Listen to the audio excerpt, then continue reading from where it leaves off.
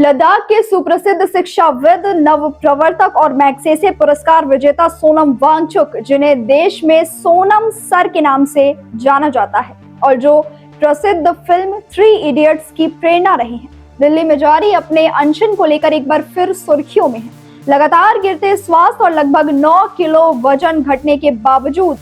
वे 28 जून से केवल नमक और पानी के सहारे अनिश्चितकालीन भूख हड़ताल पर हैं। हाल ही में जब 18 जुलाई को पुलिस ने उन्हें जबरन सफदरजंग अस्पताल में भर्ती कराया तो समर्थकों और विपक्ष के बीच आक्रोश और बढ़ गया। वांगचुक दरअसल कॉकरोच जनता पार्टी नामक युवाओं के एक व्यंग्यात्मक जन आंदोलन का समर्थन कर रहे हैं, जिसका नामकरण देश के मुख्य न्यायाधीश द्वारा बेरोजगार युवाओं को कॉकरोच कहे जाने के विरोध में व्यंग्य स्वरूप किया गया था। यह आंदोलन देश में पेपर लीक की हालिया घटनाओं, प्रशासनिक लापरवाही और शिक्षा व्यवस्था में व्यापक जवाबदेही व सुधार की मांग को लेकर केंद्र सरकार के खिलाफ अब तक के सबसे बड़े सार्वजनिक विरोध प्रदर्शनों में से एक बन चुका है। पर्यावरण, रोजगार और शिक्षा के मुद्दों पर लंबे समय से मुखर रहे 59 वर्षीय वांगचुक ने इससे पहले भी लद्दाख की संवेदनशील पारिस्थितिकी और संवैधानिक सुरक्षा की मांग को लेकर पैदल मार्च और कई हफ्तों की लंबी भूख हड़तालें की थी, जहां वे चीन व पाकिस्तान की सीमाओं पर तीव्र बुनियादी ढांचा निर्माण के बजाय स्थानीय परामर्श पर आधारित सतत विकास की वकालत करते रहते थे।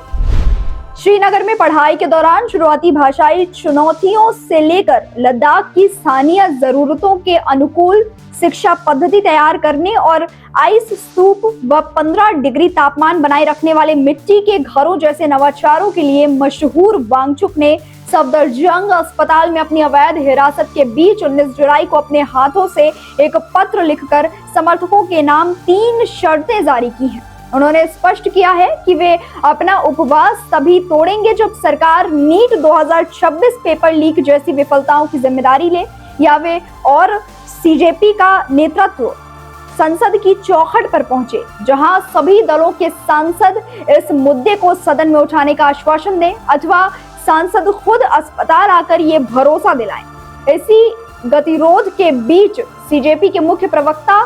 सौरभ दास और राष्ट्रीय प्रवक्ता आशुतोष रांका ने केंद्रीय स्वास्थ्य मंत्री जेपी नड्डा से उनके आवास पर मुलाकात कर एक लिखित ज्ञापन सौंपा, जिसमें सोनम वांगचुक की तत्काल बिना शर्त रिहाई, शिक्षा मंत्री धर्मेंद्र प्रधान के इस्तीफे, बर्खास्तगी और नीट 2026 पेपर लीक के बाद आत्महत्या करने वाले अभ्यर्थियों के परिवार के लिए 1-1 करोड़ रुपए के मुआवजे की मांग की गई है। इस बीच संसद के मॉनसून सत्र के पहले ही दिन इस मुद्दे का भारी असर देखने को मिला, जहां सत्र की शुरुआत होते ही विपक्षी दलों ने नीट यूजी पेपर लीक, शिक्षा में जवाबदेही और वांगचुक के बिगड़े स्वास्थ्य पर जमकर हंगामा किया। आम आदमी पार्टी, कांग्रेस और अन्य विपक्षी सांसदों ने कार्य स्थगन प्रस्ताव देकर तुरंत चर्चा की मांग की, जबकि बाहर सीजेपी समर्थकों और युवाओं के संसद मार्च के प्रयास ने मॉनसून सत्र के पहले ही दिन सरकार पर चौतरफा दबाव बढ़ा दिया है। इस विषय पर आपकी क्या राय है, हमें कमेंट्स में जरूर बताएं और ऐसी ही और भी खबरों के लिए जुड़े रहें ग्राउंड जीरो भारत के साथ। जय हिंद।